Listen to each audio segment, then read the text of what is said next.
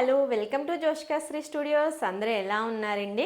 మన చుట్టూ ఉండే వాళ్ళకి ఎప్పుడూ ఏదో ఒక సమస్య వస్తూ ఉంటుంది, ఏదో ఒక ప్రాబ్లమ్ని ఫేస్ చేస్తూ ఉంటారు. అందులో మనం కొన్నిసార్లు సాయం చేయగలము, కొన్నిటికి మనం సాయం చేయలేము. కానీ మనం సాయం చేయగల సమస్యలు ఉన్నా కూడా మనకెందుకులే, మనకేంటి అవసరము, వాళ్ళది కదా ప్రాబ్లము, మన దగ్గరకు వస్తుందా ఏంటి, వాళ్ళకి వచ్చింది కాబట్టి వాళ్ళు ఇబ్బంది పడతారు, మనం ఎందుకు ఇబ్బంది పడతాం, మనం సేఫే కదా అని ఇలా మనం అందరం అనుకుంటూ ఉంటాము. కానీ కొన్నిసార్లు వాళ్ళకు వచ్చిన ప్రాబ్లమ్ని మనం నిర్లక్ష్యం చేయడం వల్ల అది తిరిగి మనకి కూడా ప్రాబ్లంగా మారే అవకాశాలు ఉంటాయి అన్నమాట. సో అలాంటి దాని గురించి ఒక చిన్న కథ అయితే మీకు చెప్తాను. ఒక రైతు తన ఇంట్లో ఎలుకలు ఉన్నాయని చెప్పేసి ఒక ఎలుకల బోను తెచ్చి పెడతాడు. అయితే అక్కడే ఉన్న ఒక ఎలుక కలుగులోంచి దాన్ని చూస్తుందన్నమాట.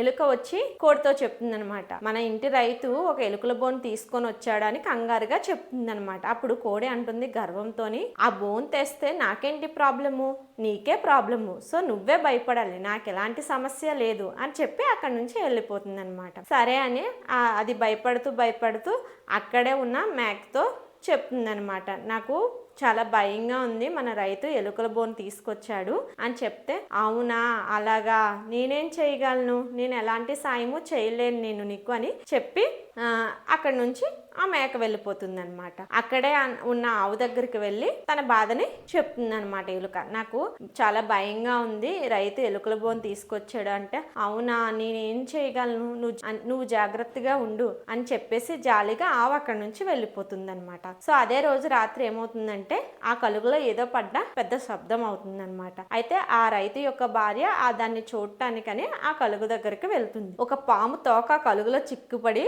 ఉంటుందన్నమాట.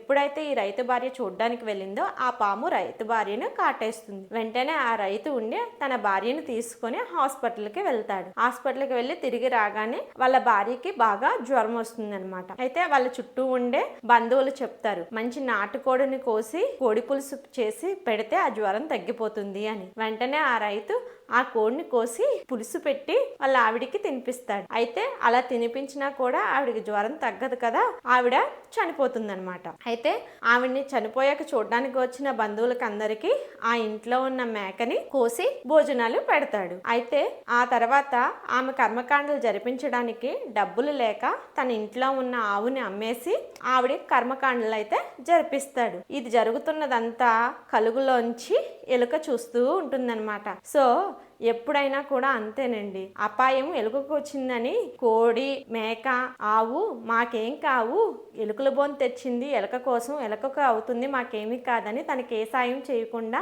ఇవి ధైర్యంగా ఉన్నాయి. కానీ లాస్ట్కి ఏమైంది, ఈ మూడు బలయ్యాయి. ఆ ఎలుక మాత్రము హ్యాపీగా కలుగులోంచి ఇదంతా చూస్తూ ఉందన్నమాట. సో ఆపద అనేది ఒకరికి వచ్చినప్పుడు వాళ్ళకే వచ్చింది మనకి రాదు అని చెప్పేసి మనం అలా చూస్తూనే ఉండిపోకూడదు. ఒక్కొక్కసారి ఎదుట వాళ్ళ ఆపద కూడా మనల్ని చుట్టుకోవచ్చు. సో ఒకరి సమస్య ఇంకొకరికి సమస్యగా కూడా మారచ్చు, అందరికీ సమస్యగా కూడా మారచ్చు. అందుకే ఎప్పుడు కూడా ఒక సమస్య వచ్చినప్పుడు అందరూ సహకరించుకొని ఆ సమస్యను దూరం చేసుకోవడం చాలా మంచిది. కంటెంట్ నచ్చినట్లయితే వీడియోని లైక్ చేయండి, షేర్ చేయండి అండ్ కొత్తగా చూస్తున్న వాళ్ళు సబ్స్క్రైబ్ చేసుకోండి. మళ్ళీ కొత్త కంటెంట్తో కలుసుకుందాం. Until then bye bye. Thank you all.